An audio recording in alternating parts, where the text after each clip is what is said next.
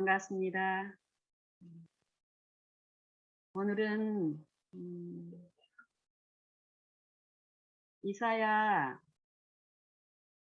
40장 31절 말씀을 같이 읽으면서 시작해 보겠습니다.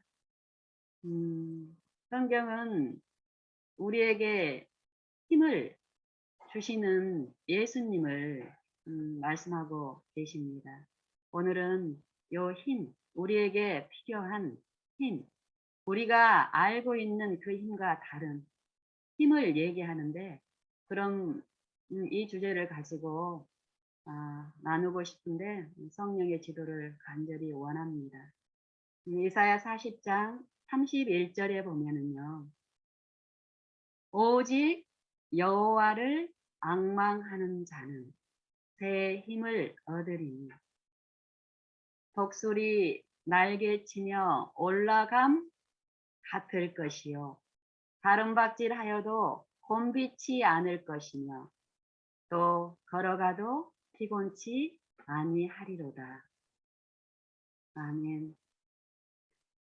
성경에서 말씀하신 요 힘, 이 힘을 얻는 방법을 말씀하시는데, 요 힘은 여호와를 앙망함으로 얻을 수 있다라고 얘기합니다.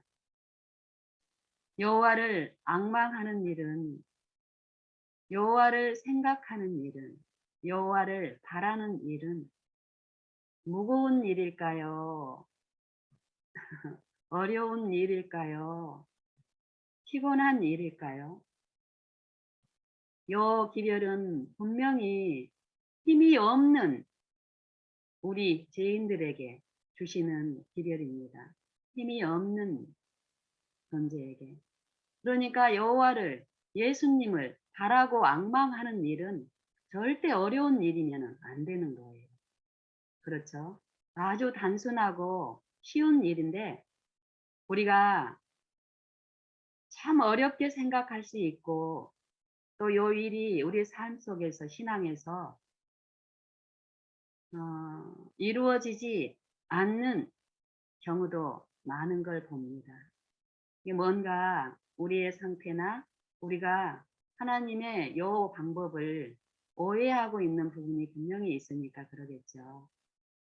여기서는 힘을 얘기하는데, 요 힘은 여호와를 앙망함으로써 얻을 수 있는 요 힘이 우리 안에 이루어지면은 어, 요 힘은 어떤 힘과 같냐면은 독수리가 날개치며 올라감 같이 그런 힘이 생긴다라는 거예요. 그래서 다름박질 하는 사람이 넘어지거나 피곤하거나 곤비하거나 이렇게 엎드러지고 이런 일이 없다라는 거예요. 요 힘을 가진 사람은 걸어가는 일이 분명히 있지만 이 걷는 일로 인해서 피곤함을 느끼거나 그런 어려움이 없는 힘이라는 것입니다.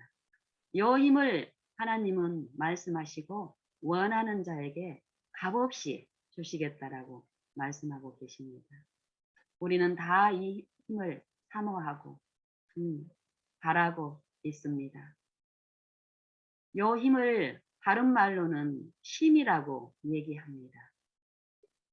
마태복음 11장 28절에 보면은 요 힘이 없어서 수고하고 무거운 짐진 자들아. 무거운 짐을 지고 있으면 어떨까요? 우리가 피곤함을 느끼고 그 짐의 무게 때문에 넘어지고 자빠지고 이 어려운 일들이 생길 수밖에 없는데, 그런 자들에게 예수님은 나아오라고, 예수님께 오라고 말씀하십니다. 그러면 내가 너희를 쉬게 하리니. 우리의 불필요한 짐으로, 우리가 질 필요가 없는 어떤 짐을 지고 있는 요 힘든 죄인들에게 예수님은 오셔서 그 짐을 내려놓는 요 일들을 베푸시는데, 내려놓고 우리가 그냥 그 짐 없이, 아무 짐 없이 그냥 편하게 육체의 움직임이나 뭐 이런 거 없이 지내는 요 얘기를 하시는 것이 아닙니다. 분명히 우리의 본분이 있는데 그 본분을 하는데 필요한 또 새 힘을 주신다라는 거예요. 그래서 예수님은 나는 마음이 온유하고 겸손하신 예수님께 와서 배우게 되면은 그 쉼을 마음의 쉼을 얻게 되는데 그 이유는 무엇이냐면은 내가 지고 있는 이 멍에와 짐이 분명히 있는데 이 생애에서의 이 육체의 어떤 힘이 분명히 있어서 우리가 살고 있지만 요것하고 다른 이 영적 소생에 필요한 요 쉼이 있는데 요 쉼을 누리는 사람들은 마땅한 본분을 하나님 안에서 행할 힘을 받음으로써 그걸 즐겁게 기쁨으로 비추는 요 일을 할 수 있다라는 것입니다. 그렇기 때문에 멍에와 짐을 얘기하시는데 우리는 자칫 이 육신적인 입장에서 이 예수님이 주시는 요 축복을 바라보게 되면은 육신이 지고 있는 요 짐을 우리가 물리적인 어떤 짐을 생각을 하게 되면은 요 복음을 통해서 주시는 요 이해에서 우리가 많은 부분 손실을 당해서 또 이 축복도 누리지 못하는 경우가 많습니다. 여기서는 반드시 예수님의 멍에를 메고 온유하고 겸손하신 예수님께 배워야 될 부분을 말씀하시고 그렇게 배운 자들은 예수님의 멍에와 예수님의 짐을 지는데 쉽게 힘을 누리면서 그 일을 활력 있게 할 수 있다라는 거예요. 왜냐하면은 예수님의 멍에는 우리를 무겁고 괴롭게 하는 멍에가 아니라 가볍고 쉽게 하는 일이라는 거예요. 어떤 본분을 하는데 무거움으로 하게 하는 게 아니라 쉽고 가벼운 마음으로 하기 때문에 어떨까요? 마음의 이 활력과 이 건강한 생명의 활동을 잘 할 수 있게 된다라는 것입니다. 힘, 심. 우리가 이 육체의 활동 중에서도 이 두 가지가 꼭 필요합니다.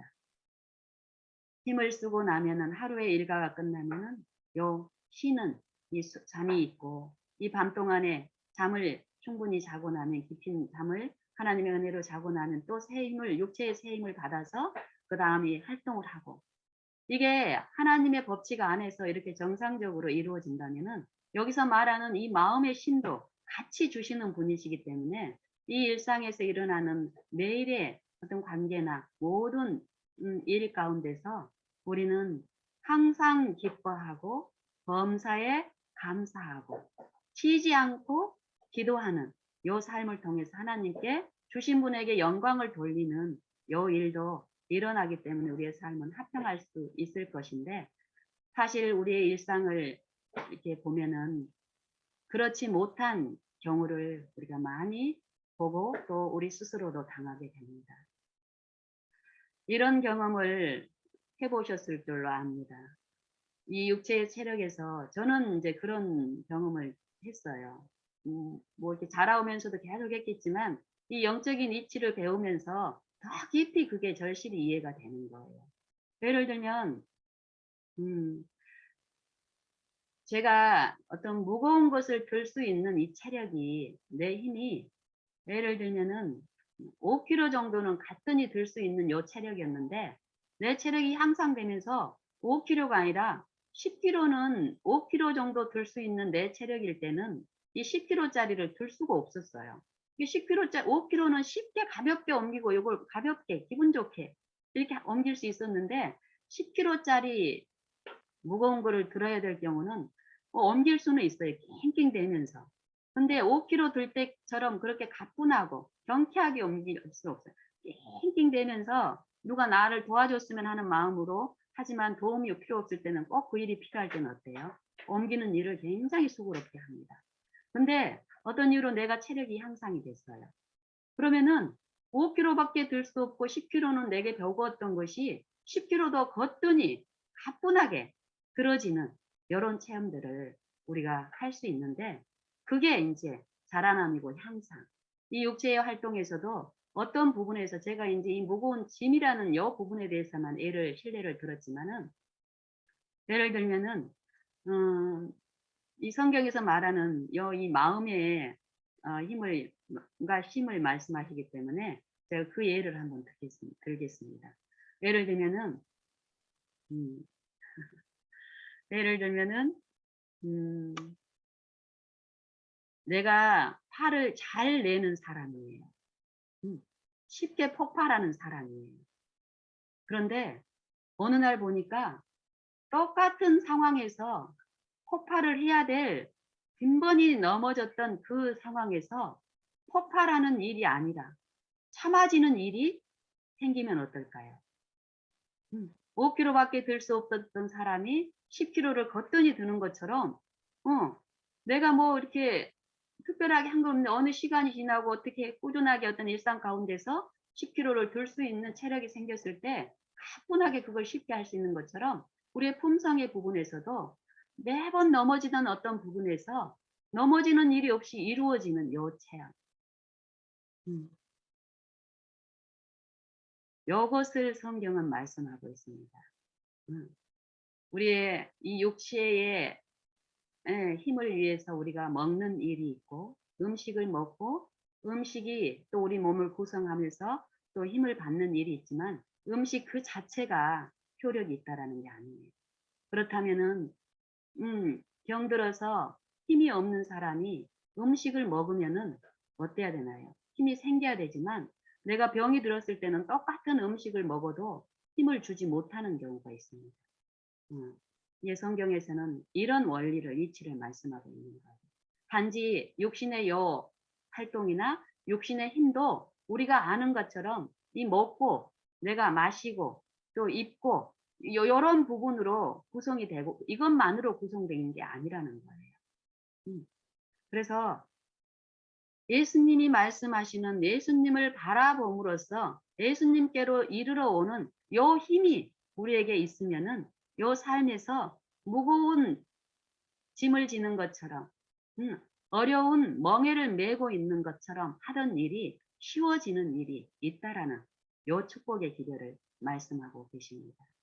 그래서 우리는 우리가 힘이 없는 이유, 또 이 삶에서 요 관계에서 또 무더위가 왔을 때 막 짜증이 올라오고 또 그럴 때 무더위가 가뜩이나 날씨도 안 좋아서 짜증이 나는데 주변에서 나의 신경을 건드리는 일이 있을 때 막 묘하게 마음에서 어려움이 오고 음, 이런 일들이 우리는 그런 일을 겪으면은 내 마음에는 문제가 없는데 더위 때문에 내가 힘들고 또 내 주변에 나를 자극하는 누군가가 있어서 나를 힘들고 어떤 환경이 나를 힘들고 이런 거에 우리가 익숙하게 그런 이해를 받고 간다면은 하나님이 주시는 이 영적인 힘과 쉼, 이 마음에서 생각에서 일어나는 요 일을 치리하시는 분으로부터 이르러 오는 이 생명의 힘에 대해서는 우리가 여전히 손실을 당할 수가 있습니다.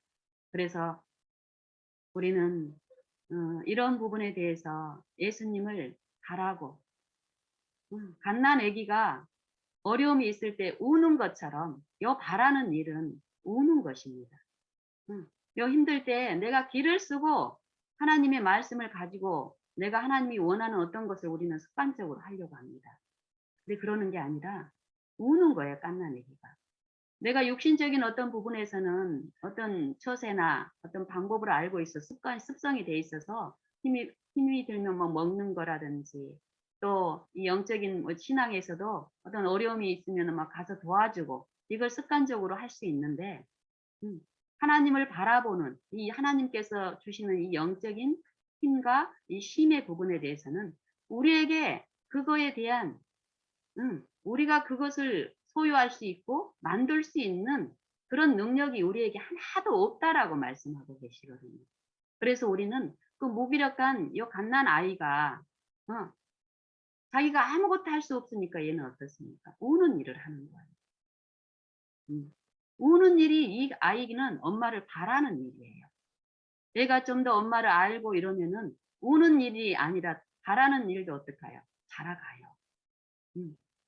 부모를 부르고 부모가 도움을 주는 요걸 체험적인 지식에 의해서 쌓여가면은 얘는 구체적인 어떤 언어로도 표현하는 이런 것으로 성장하듯이 우리 영적인 부분에도 분명히 그런 부분이 있습니다.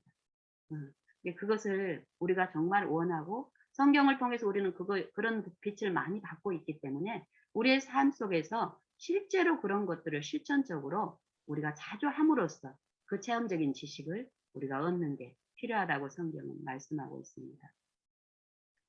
며칠 전에 제 아는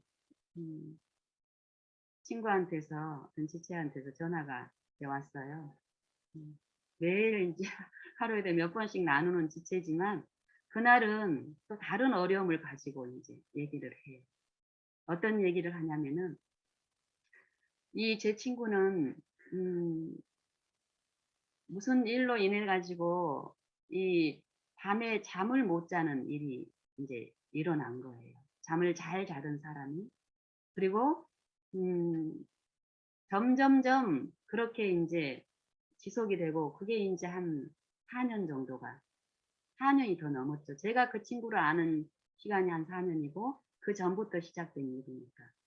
어 그러면서 잠을 자고 싶은 그 열망으로 누가 얘기하는 모든 잠에 도움이 되는 어떤 그런 것들을 지금까지 안 써본 게 없어요. 치료라든지 먹는 거라든지 자기가 할 수 있는 어떤 활동이라든지 이런 거를 다 해 봤지만 도움이 안 돼요. 잠은 더 안 오고.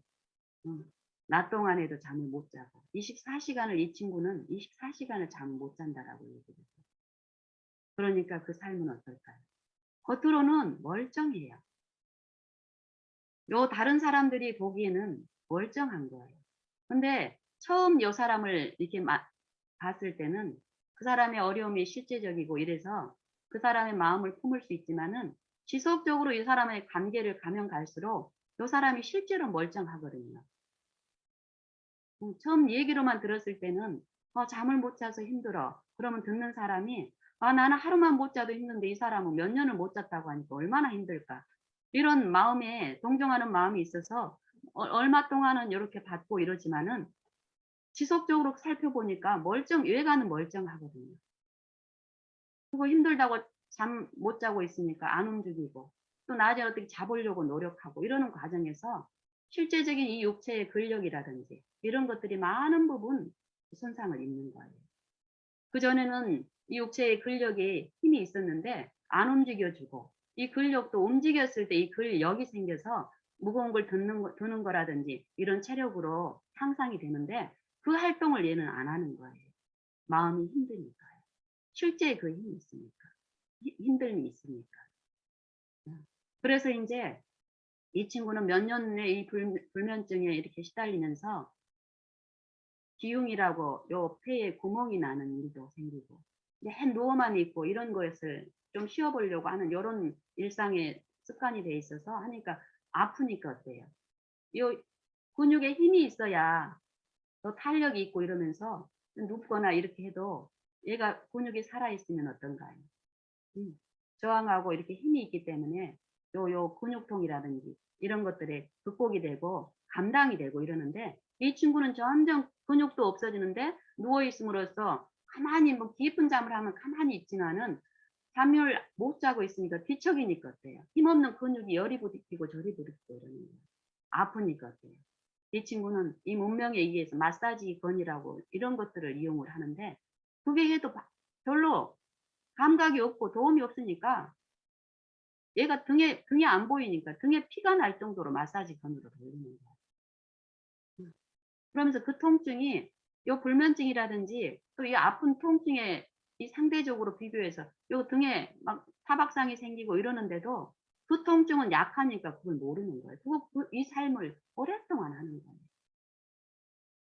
그래서 이 사람은 요 친구는 갈수록 병이 한 가지가 불면증으로 시작을 했지만 마음에 쉼이 없는 그 삶이 지속이 되면서 근본적으로 이 육체의 활동을 통해서 우리의 본분들이 분명히 있는데 그런 것들을 안 하고 하니까 이 육체의 이 생명의 힘도 점점 소모가 되면서 이 친구는 정말 죽을 맛인 거예요. 죽어 있는 삶하고 같아. 마음에 영적 쉼이 없기 때문에. 힘이 없기 때문에. 그래서 인제 그런 데다가 이 친구는 남편도 지금 중병에 걸려 있어요. 음. 그래서 인제 최근에 이 마음에 어떤 힘이 생기고 또 남편을 좀 케어해 볼 어떤 그런 마음을 인제 하나님이 회복하시면서 실제로 자기가 인제 하려고 하는데 주변에서 누가 인제 도와줄 수 있는 사람이 있으면은 그 도움 받아서 그 일을 이전에는 남편 케어하는 일을 자기는 절대 못해 이런 마음이었는데 그 마음이 이 남편에 대한 이 동정이 생기고 이러면서 해 보고 싶은 마음이 있었고 그래서 도울 수 있는 가장 가까운 지체가 이 혈육으로는 누굽니까? 형제 자매잖아요. 자기 친형제 자매 육체에. 그래서 인제 이 친구에게도 두 동생이 있어요.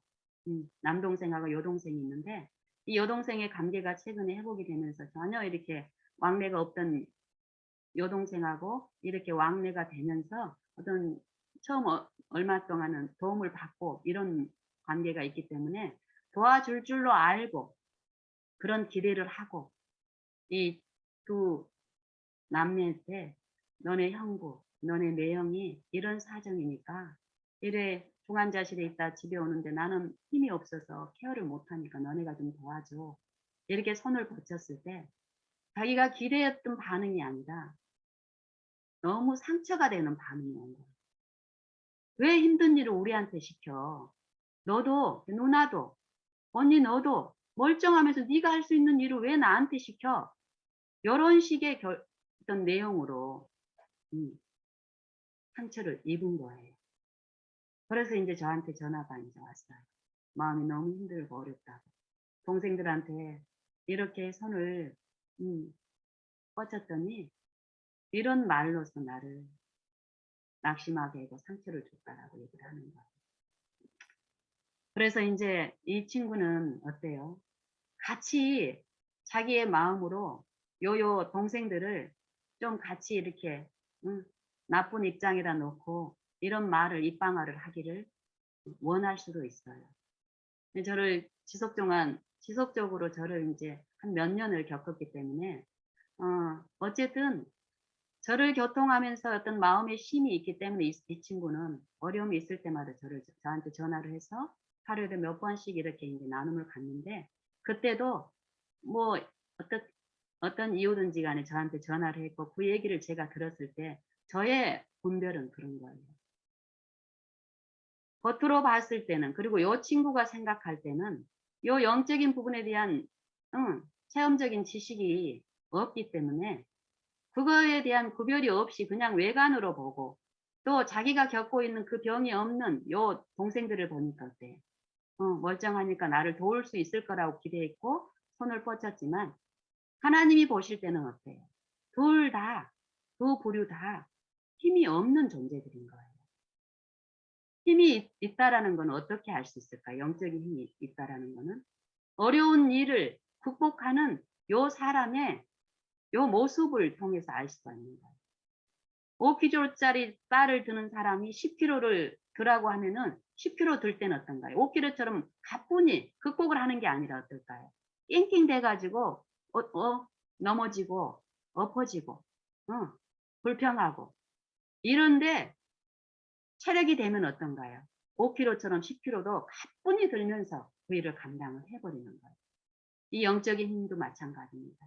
우리의 삶 속에서 그 영적인 힘이 필요하다고 나한테 와서 호소하는 그런 사람들의 이 마음을 그 형편을 보게 하시는 하나님에 의해서 그 형편을 도우시는 하나님의 그 영적 힘을 바라고 앙망함으로써 그 힘을 내가 공급하는 요 일을 통해서 내가 그 영적 힘이 있는지 없는지를 증거하는 거예요. 요 두 부류의 언니와 동생들의 관계를 보면은요. 언니가 어려운데 어려움을 구했을 때 동생들이 도와줄 수 없었다라는 거는 그 동생들이 그 힘이 없었기 때문에 그런 거예요. 근데 우리는 이 영적인 부분을 이해하지 못하면 어떻습니까? 요 마음이 못 돼 가지고 음? 마음이 악해서 이런다라고 생각을 합니다. 요것은 누구의 속살거림이 우리가 유인되는가요? 사단의 속살거림이 이 관계에서 이 영적인 부분을 정말 하나님 앞에 힘이 필요한 병들고 힘이 없는 요 존재자들을 요 죄인들을 하나님은 긍휼과 자비만 필요한 죄인들로서 취급하시는데 사단은 자꾸 오해하는 거예요. 오해시키고 안 그래도 힘든데 이 마음의 분쟁을 시켜서 남의 동기를 판단하게 하고 이래서 더 악화시킴으로써 더 무거운 짐을 지게 만드는 요 장본인. 그래서 친구하고 이런 얘기를 나눴습니다. 친구야, 네가 생각하기에는 네 동생들은 병원에도 다니지 않고 이러니까 너보다는 다른 힘이 있고 너를 도와줄 수 있다라고 생각을 했지만 네가 그 도움을 요청을 했을 때 그 도움을 줄 수 없는 상태는 그들의 마음에 네가 필요한 그 힘이 그들에게도 없다는 거라고. 그러면서 저는 예수님을 제시했습니다. 예수님은 우리 인간들은 겉모습만 보기 때문에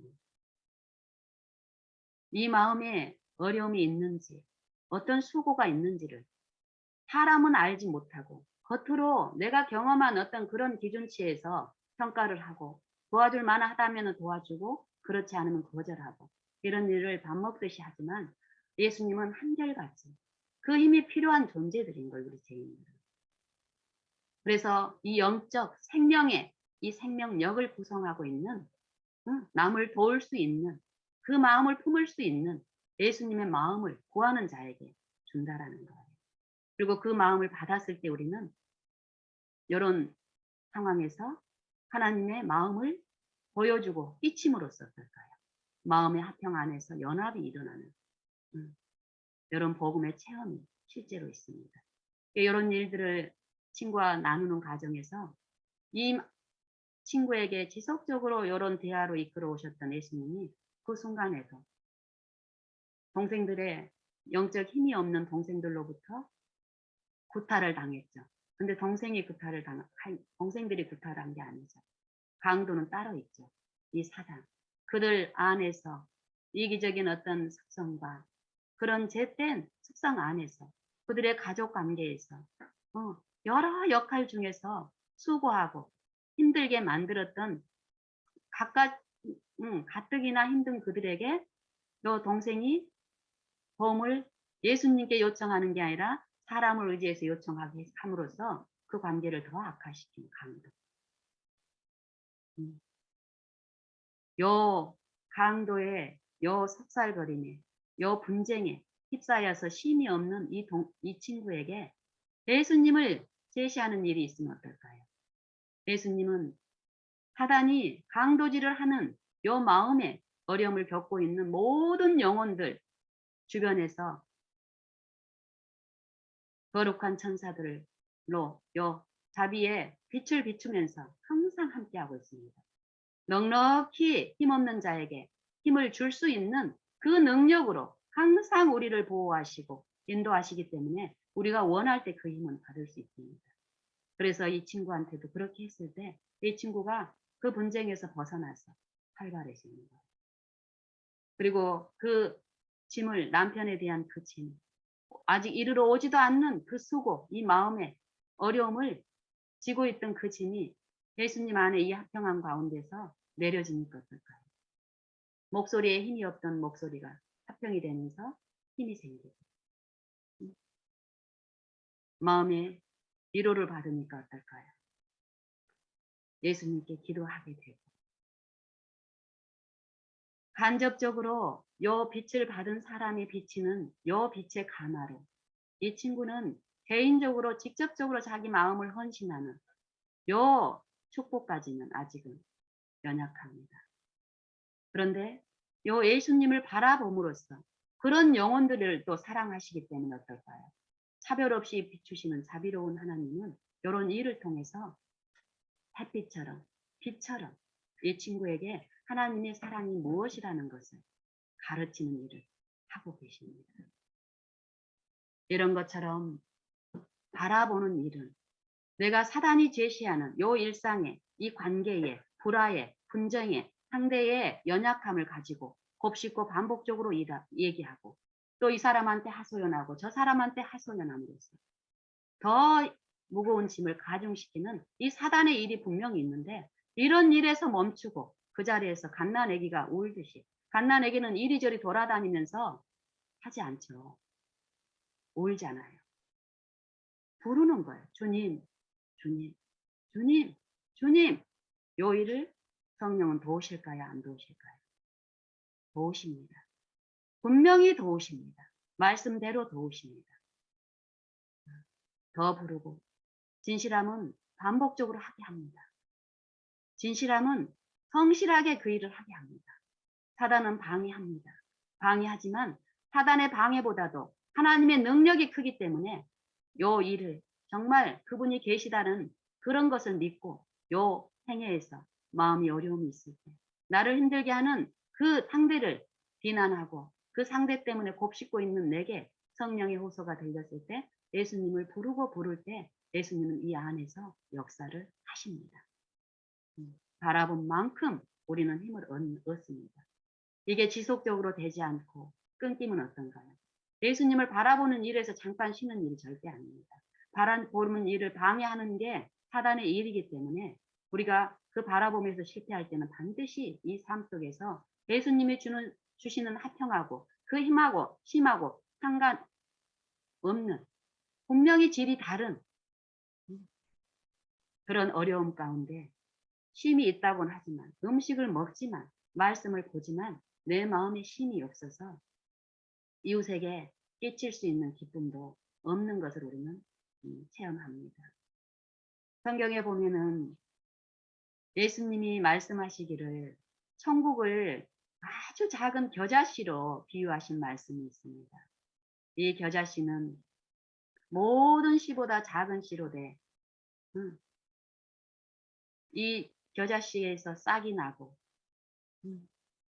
자라서 줄기가 돼서 이렇게 자라는데 이 겨자씨가 세상의 씨보다 가장 작은 씨인데 거기에서 어느 정도 이렇게 조그맣게 자랐어도 나물들보다는 더 큰 그 상태가 있어요.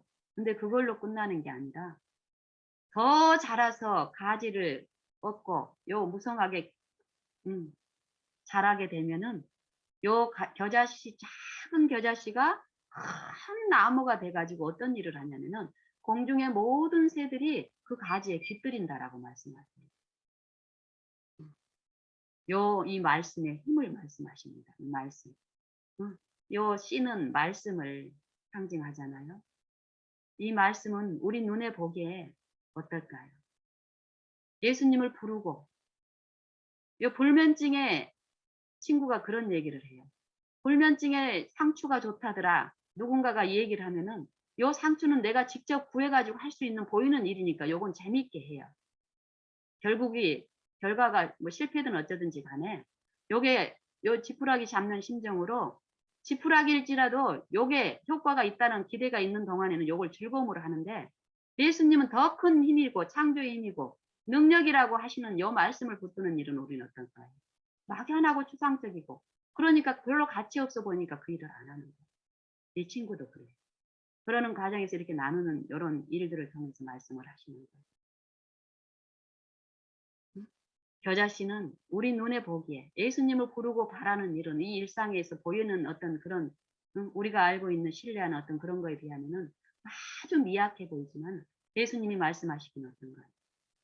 예수님은 창조주이고 우리에게 못 고칠 질병이 없고 못 도움을 줄 수 없는 병자가 없고 죄인이 없다라고 합니다. 아무리 흉악한 죄인이라도 그 앞에 가면 용서를 받고 그 새 힘을 받을 수 있다라고 분명히 말씀하신 그 말씀의 능력이 이 겨자씨를 통해서 말씀하고 있습니다.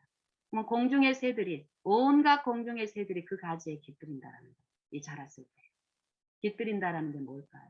여기서 말하는 거는 요 품성, 영광을 말합니다. 품성.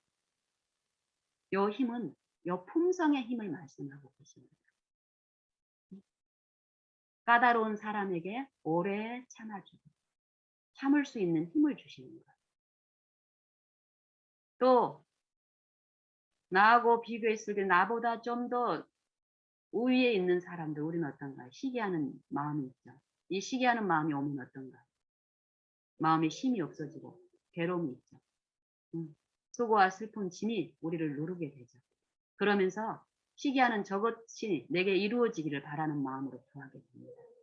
근데 예수님은 저 사람보다 더 높게 나를 만드시는 게 아니라 저 시기하는 무가치한 것을 탐내고 있는 요 마음의 일을 해결하시면서 이 시기하지 않는 요 마음을 이루어 주심으로써 힘을 주십니다. 그래서 이전에는 시기했던 것들이 예수님을 부름으로써 그 생명에 참여하게 되면은 이 세상의 가치에 대해서 마음을 두지 않고 이제 분별이 되니까 어떨까요? 시기하지 않는 힘이 생깁니다. 그리고 자랑하고 교만하는 것도 마찬가지입니다. 자랑하지 아니하는 그 마음, 사랑할 수 있는 그 힘을 우리 안에 소생시켜 주시니까 주변에 나보다 더 많이 가진 자들이 있을지라도 또 내가 뭔가를 많이 가졌다 할지라도 교만하거나 자랑하거나 시기하지 않게 하십니다. 그리고 성내지 않게 하시고 무례하지 않게 하시고 또 자기의 유익을 구치 않게 하십니다. 이런 힘을 예수님은 말씀하십니다. 우리가 요 힘, 이 영적인 힘, 예수님이 내 안에 계심으로써 그 힘이 되시는 요 영적 소생의 일들이 우리 안에 일어난다면 우리의 삶에서는 요 힘을 가지고 있으니까 나를 짜증스럽게 하는 더위가 와도 나를 두렵게 하는 코로나가 와도 또 먼 훗날이 될 수도 있고 가까운 어떤 날이 될 수도 있겠죠. 핍박하는 일이 있어서 우리가 순교의 상황에 있을지라도 어떨까요? 우리는 그 힘으로 우리는 그것을 두려움이나 이런 것들이 아니라 정말 과거에 순교자들이 했던 것처럼 스데반이 했던 것처럼 예수님이 하셨던 것처럼 그 영적 힘이 있는 사람들은 그 힘을 비추면서 하늘과 세상에 구별되는 부분을 사단과 적그리스도와 그리스도와의 이 품성의 차이를 증거하는 그 힘을 끼치게 분명히 하십니다. 다니엘과 세 친구들이 그 힘으로 승리했고 증거했고 그리고 선한 사마리아인의 비유에서도 분명히 우리는 들을 수 있습니다. 정말 그 힘을 영생을 얻기를 원해서 영생이 율법을 지키는 부분에 분명히 놓여 있다라는 것을 이해한 이스라엘 백성들은 계명을 율법을 철저하게 지켰습니다. 자기 힘으로 이 영생을 얻어보려고 그리고 자기 힘으로 저 먼데 가서 그냥 세상에 가서 하는 게 아니라 외적 경건은 정말 하나님께 그걸 구하고 신앙, 예배, 의식, 하나님을 섬기는 그 외형적인 거는 누가 봐도 구별되는 화려하고 신령하고 경건한 모양으로 했습니다. 하면서 실제 이 마음의 태도에서는 자기가 그걸 이루어 보려고 하는 그 태도에서 철저하게 그 힘이 없는 그런 상태였습니다.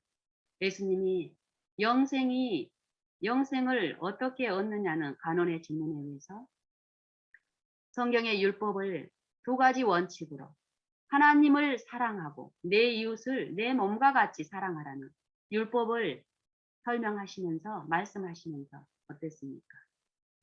이 관원에게도 분명히 영적인 이 관원의 잘못된 상태를 들춰주시면서 이 사랑을 나타내셨지만 이 관원의 마음이 지속적으로 억울하고 속살거리는 사단의 시험 가운데서 이 관원은 어떻습니까? 자기가 그동안 계명을 지켰고 이웃을 사랑한다라는 이런 것을 고행으로 했기 때문에 정말 어려운 가운데 이 계명을 지키는 게 얼마나 어려운지 하면서 자기를 변명하고 합리화시키는 이런 마음으로 그럼 내 이웃이 누구입니까? 라고 물은 거예요. 내 이웃이. 그랬을 때 예수님이 뭐라고 말씀하십니까? 선한 사마리아의 비유를 말씀하십니다. 정말 그 당시에 계명을 하나님의 계명을 율법을 순종할 때 이르러 오는 요 축복 요것을 사모해서 철저하게 봉사하고 또 그 율법을 가르치는 입장에 있는 제사장과 레위인과 사마리아인이 등장하는 실제적인 말씀을 하십니다. 어떤 한 사람이 예루살렘에서 여리고로 가는 길목에 이 산기슭에서 강도를 만나서 거반 죽게 된 거예요. 가지고 있는 거 다 빼앗기고 벌거벗기고 또 맞음으로써 죽게 된 요 사람을 지나가는 요 세 사람의 등장인물이 나옵니다. 첫 번째는 제사장의 직무를 마치고 집으로 돌아가는 길에 이 이웃을 만납니다. 이 제사장은 자기의 신앙 생애를 통해서 자기는 철저하게 율법을 지키고 이웃을 사랑하고 있다라고 자부하는 사람이었습니다. 그 사람이 이 강도 만난 이웃을 목격하게 하시죠. 예수님은 그 축복을 베푸시기 위해서 그 길을 지나가게 하셨습니다. 근데 요 제사장은 보고 지나쳐 갑니다. 이걸 성경에서는 무자비 그리고 무정함이라고 얘기합니다. 사랑이 없는 마음, 힘이 없는 마음, 힘이 없는 마음. 외적으로는 그 사랑이 있는 것처럼 외형은 꿈이지만 실제에 필요가 주어졌을 때 그 사람을 도울 수 없는 내 마음의 단단한 상태, 힘이 없는 상태, 힘이 없는 상태를 예수님은 우리의 일상에서도 보여주십니다. 그리고 그 힘을 구하라고. 그랬는데 이 제사장은 그냥 지나쳐 갔습니다. 왜요? 자기가 힘드니까요. 두 번째 레위인도 그냥 지나갔습니다. 하지만 세 번째 사마리아인은 그 당시에 사마리아인하고 이 유대인의 관계는 어떤 관계였는가요? 원수의 관계였잖아요. 두 번째 레위인은 그 이웃이 사마리아인일 거라고 생각하고 자기 마음을 진정시키고 갔을 수도 있습니다. 도와줄 필요가 없는 저건 죄인이니까 이미 하나님으로부터 저주받은 죄인이니까 저 악한 자는 도움도 필요 없어. 도와줄 필요도 없어. 우리도 이런 마음 품을 때가 많이 있습니까? 없습니까? 이 관계에서 내 마음을 격동시키고 무시하고 내 자존심이 상할 때 우리 마음이 일어나는 요 사단의 품성은 똑같은 호소로 우리에게 우리의 상태를 알려줄 때가 있습니다. 어쨌든 이런 관계, 하나님의 힘을 구함으로 얻어서 그 힘을 나눌 수 있는 기회들이 우리의 삶 속에 무수히 많이 우리에게 주어집니다. 그 시험들이. 사단은 우리를 넘어뜨리기 위해서 그 시험이 주어지지만 예수님은 그 힘을 구해서 예수님의 품성에 참여함으로써 나를 죽기까지 사랑하신 그 사랑의 힘을 끼칠 수 있는 그 기회를 우리의 삶 속에서 일상성에서 무수히 많이 말씀하시더라고요. 선한 사마리아인은 그런 생애를 살아왔었기 때문에 그 위기의 순간에서도 예수님을 바라는 요 일을 통해서 유대인임에도 불구하고 그 강도 만난 이웃이 유대인임에도 불구하고 또 사마리아인이 거기에 강도 만난 이웃을 도와준다고 거기에 오래 지체하게 되면 자기도 그 강도의 습격을 받아서 그 강도 만난 사람하고 똑같은 위험에 빠질 수 있다라고 사단은 속살거립니다. 그 속살거림에 앞에 제사장과 레위인은 어떨까요? 간 거예요. 하지만 선한 사마리아인은 성령의 감화를 지속적으로 듣고 또 원하고 또 내 힘으로 하기 버거운 일이 이렇게 나타났을 때 또 그걸 도울 수 있는 분이 늘 계심을 믿고 구하고 바랐을 때 그걸 도울 수 있는 넘치는 힘을 받고 자기도 즐겁고 그래요. 도움이 필요한 그 사람에게도 그 힘을 나눔으로써 하나님을 증거하는 우리가 이 복음의 실제를 보게 되는데요. 우리의 삶에도 그냥 이 세 사람의 경우에만 해당되는 게 아니라 요 성경의 모든 기록은 우리를 안위하고 인내의 소망을 주시기 위해서 기록된 것입니다. 우리도 지금 구함으로써 그 복음에 참여할 수 있다는 것. 우리가 예수님을 바라는 요 바라는 일이 어렵고 힘든 일이라면 예수님은 우리에게 요구하지 않으시고 하나님이 그것도 주실 것입니다. 하지만 바라는 일, 아주 쉬운 일을 우리에게 요구하시는 거예요. 내가 익숙하게 바라고 기대하고 신뢰했던 내 일상의 어떤 습성에서 그 일로는 안 되는 매번 넘어지고 어렵고 짜증이 나고 관계에서 이런 일이 있을 때 정말 말씀에서 하시는 그 말씀의 약속대로 수고하고 무거운 짐진 자들아 다 내게로 오라 내가 쉬게 하리라. 요 쉼을 구하고 부르짖어 보세요. 외형으로 경건하게 어디 들어가서 하라는 게 아닙니다. 정말 마음에 힘이 없어서 또 어려움이 있어서 또 사단은 그걸 격동시킴으로써 나를 어떻게 합니까? 두렵게 만들고 어렵게 하게 분노하게 하고 할 때 그럴 때 마음을 하나님께 향하면서 불렀을 때요. 불렀을 때 부르는 첫 일부터 내가 원하는 어떤 기대가 막 갑자기 이런 식으로 허황되게 일어나지 않습니다. 영적인 부분. 내 진실함을 이끄시면서 더 부르게 하시고 반복적으로 더 하게 하시면서 정말 만지는 일을 이루어 주십니다.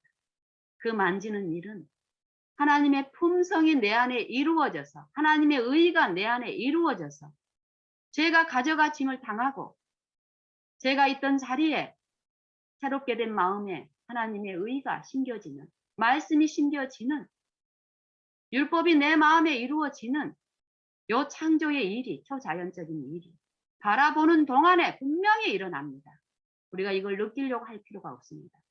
말씀은 분명히 말씀하시고 그 말씀을 믿고 우리가 바라는 일을 통해서 이걸 우리는 체험적으로 알 수가 있습니다. 어떤 일을 통해서 알 수 있습니까? 내 마음에 이루어진 일을 통해서 내가 강도 만난 이웃을 사단에게 시험받고 있고 격동당하고 있는 것을 나한테 퍼부을 때 강도 만난 환자로서 치료가 필요한 병자로서 바라보게 하는 요 일을 통해서 우리는 실제로 내 마음에서 약속하신 그 일들이 이루어지고 베푸시는 하나님을 우리는 배우게 됩니다.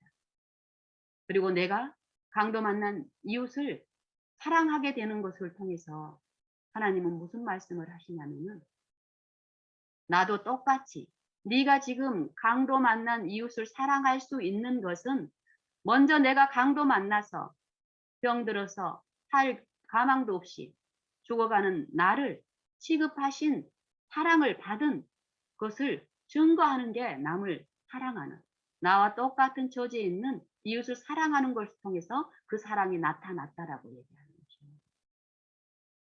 성경에서 말씀하시는 하나님 나라와 열매와 영광, 힘, 또 신, 이 부분은 다 품성에 대한 부분입니다. 고린도전서 13장의 말씀을 보면은 유일하게 사랑의 정의가 나와 있습니다. 사랑의 정의가. 이 사랑은 율법의 완성이라고 말씀하시죠. 사랑은 이웃에게 악을 행치 아니하나니 그러므로 사랑은 율법의 완성입니다. 율법을 온전히 순종하는 요 일을 통해서 우리가 생명에 참여하는 일이 있는데 이 율법을 순종하는 일을 우리 힘으로 할 수 없다라고 성경은 말씀하시는데 사단은 끊임없이 그 일을 하게 합니다. 그래서 자기 의에 정신에 빠져서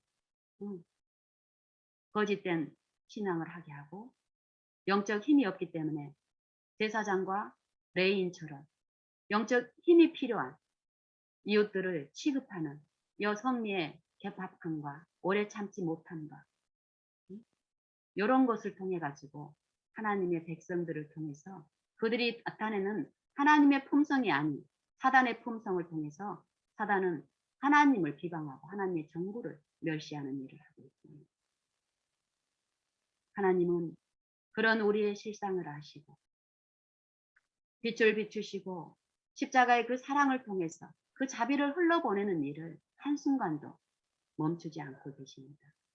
천연계를 통해서 사계절 내내 이 생명의 창조의 일들이 일어나는 것처럼 하나님의 구속도 그 자비도 우리의 영적인 요 마음에 비추는 일을 끊임없이 그렇게 하고 있다라는 것을 천연계를 통해서 말씀하고 계십니다. 우리가 정말 진실된 마음으로 그 영적 힘과 그 하나님의 사랑과 자비를 큰 어떤 가시적으로 내가 하나님의 자녀임을 입증하는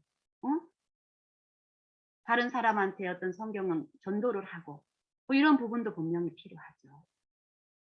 하지만 그 사랑이 내 마음에 이루어지는 이 개인의 삶 속에서 개인의 마음에 예수님을 믿음으로 영접하고 내 모든 생애마다 주님을 의존하고 신뢰함으로써 하나님의 의, 예수님의 그 품성에 참여하는 요 힘이 없는 상태에서는 아무리 외적인 어떤 활동을 하더라도 결국 그 결국은 하나님의 판단은 무엇인가요?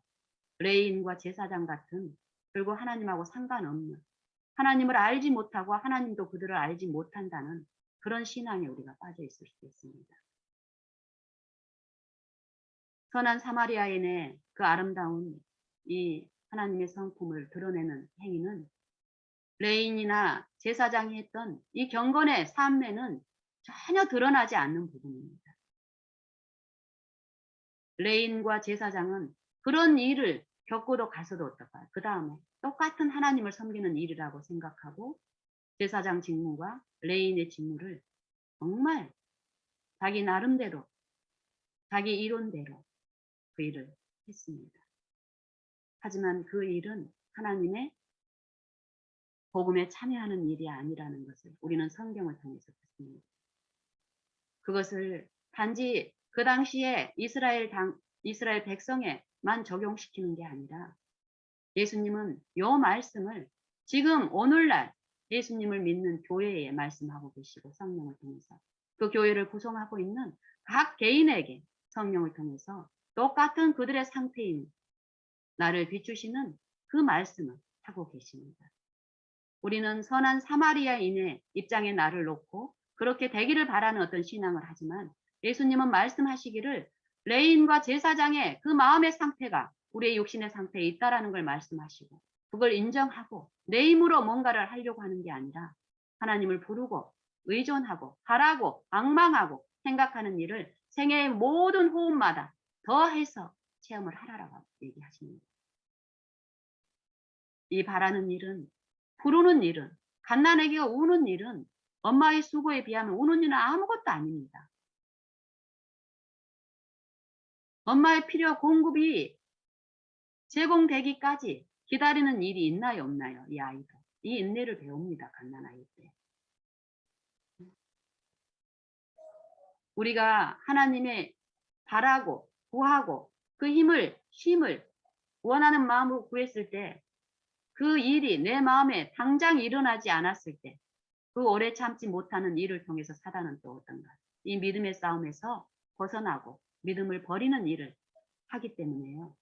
우리의 매일 일상에서 모든 일 가운데 범사에 요 시험은 분명히 주어지고 있습니다. 이 시험이 있을 때 예수님을 부르고 마음으로 구하고 요 일을 통해서 인내가 온전히 이루어지고 이러면 어떨까요? 그 인내는 다음번 부를 때 그 일이 내 마음에 이루어지는 요 동안에 더 하나님을 바라게 하는 대로 역사하셔서 그 일을 더욱 참여하게 하기 때문에 어떤가요? 내 마음의 인내는 더 풍성해지고 그 인내는 남의 연약한 품성을 품어주고 비추는 일도 또 그 분량에서 하게 하시고 또 그 가마를 통해서 어려운 영혼들을 하나님께 이끄는 요 하나님의 진리의 일들이 우리의 마음에서 또 요 공중을 통해서 요 비치는 우리가 들리지 않지만 분명히 두 영의 소리는 계속 지속적으로 우리 양심에 들려주고 있습니다. 하나님의 자비를 거절하느냐, 하나님의 자비를 구하느냐, 바라느냐, 원하느냐, 요 두 존재의 요 영의 싸움이 분명히 각 사람 안에 있습니다. 우리는 다 같이 그 힘을 또 그 신이 필요한 존재들임을 우리가 인정하고 우리의 무가치함을, 우리의 무력함을, 우리의 죄인됨을 인정하고 구하는 일을 우리의 매 생애에서 더 열심히 함으로써 그 구하는 분이 말씀하신 말씀대로, 약속하신 말씀대로 그 능력이신 말씀이 내 안에 겨자씨가 심겨지고 자라고 공중의 새들이 와서 깃들일 수 있는 그 품성으로 우리를 새롭게 하시는 그 일들의 실제적인 증인으로서 입증하는 그런 기쁨을 누리는 하나님의 자녀가 되면 참 좋겠습니다. 예수님은 그 힘이 하나님께 매일 구함으로써 그 힘으로 병자를 고치고 죄인들을 위로하고 요 진리를 전하는 요 일들을 했을 때 바리새인들이 뭐라고 했습니까? 그 당시에 교회의 지도자들이 그들이 바라고 구하고 믿고 있다라는 그분이 창조주께서 직접 그들 눈앞에서 행하시고 있는데 그리고 메시아가 행하시겠다고 예언했던 그 일을 하고 계시는데도 예수님을 비난하면서 뭐라고 했습니까? 왜 예수 주변에는 저렇게 초라하고 병들고 무식하고 죄인들만 주변에 모여드냐고. 그걸 이상하게 봤어요. 그걸 비난하고 멸시하고 사단이 그들 안에서 역사한 거죠. 실제 메시아에 대한 사명을 어둡게 하고 사단이 제시한 그 품성을 사모하게 함으로써 메시아가 그들 눈앞에서 메시아의 사명을 베푸는데도 그걸 비난하고 의심했습니다. 예수님 주변에 거기에 힘이 있는 존재들이 세력가들이 오기를 바랬어요. 그 사람들은. 그러면 예수를 믿을 마음도 있었고요. 근데 예수님 주변에는 죄인들이, 창기들이, 세리들이, 병자들이 오는 거예요. 그리고 오는 사람들이 그 힘을 받고 소생되는 거예요. 그 힘을 받고 치료가 일어나고 용서가 일어난단 말은 예수님 안에 그 힘이 있기 때문에 그 일이 일어나는 거예요. 그러니까 그 힘이 있는 사람들 존재 주변에는 어떨까요? 당연히 연약한 사람들이 많이 몰리는 거예요. 왜요? 그 힘을 받고. 그게 또 증거가 되고 이러니까 어때요? 이게 복음이라는 것입니다. 우리에게 주신 복음이 그거라는 거죠. 이 복음은 내가 가지고 있는 어떤 지식이 아니라 그리스도죠. 그리스도. 내가 믿는 예수는 그냥 우리 사람 가운데 오셨고 사람으로서 사셨지만 사람이 아니라 하나님의 아들이라는 거예요. 하나님의 아들이 나를, 나 같은 죄인, 사망의 전 나를 구원하시기 위해서 사망까지 내려오신 예수님. 우리가 매일 바라봄을 통해서 예수님의 성령을 통해서 이런 예수님의 사랑이 실제적으로 체험적으로 이해가 되면 될수록 우리는 들은 바를, 본 바를, 맛본 바를 이웃에게 끼치게 하는 일도 분명히 복음을 전하는 일이 나타납니다. 왜요? 하나님의 일이시니까. 하나님은 실패했지 아니하시고 능력이 없는 무능한 분이 아니시죠. 무능한 자에게 힘을 주시고 무식한 자에게 능력을 주시는 하나님. 우리의 무능을 인정하고 우리의 무식을 인정하고 사단은 끊임없이 우리가 어떤 의의를 가지고 있고 믿는 자들에게 어떤 힘이 있다고 생각하고 그 힘으로 가지고 전하게 하지만 하나님의 힘과 능력은 통성입니다. 죄인을 끝까지 길이 참아주시는 내가 애매한 대접을 받고 억울한 누명을 쓰더라도 도살장으로 끌려가는 잠잠한 양같이 털 깎는 자 앞에 있는 어린 양과 같이 그 입을 열지 아니하였습니다. 우리를 취급하시는 그 품성, 그 의, 그 생명, 그 사랑이 필요한 자들은 구하라는 것입니다. 우리가 매일 삶에서 필요한 것은 요 품성이 필요합니다. 다른 외관적인 것 때문에 우리가 힘들다고 하지만 외관적인 것 때문에 힘든 게 절대 아닙니다. 이 마음에 이 생명이 없기 때문에 힘든 것입니다. 이 품성이 없기 때문에 힘든 것입니다. 이 품성으로 예수님은 성령을 통해서 우리 안에 임하시고 이 품성을 통해서 보여주시면서 죄를 깨닫게 하시고 이 품성을 비춰주시면서 그 품성을 사모하게 하시고 원하게 하시고 구하게 하시면서 이루시는 일을 실제로 하십니다. 우리 다 같이 부르는 일, 갓난아기가 우는 일은 절대 어려운 일이 아닙니다. 그 쉬운 일을 우리 합시다. 어려운 일은 내려놓고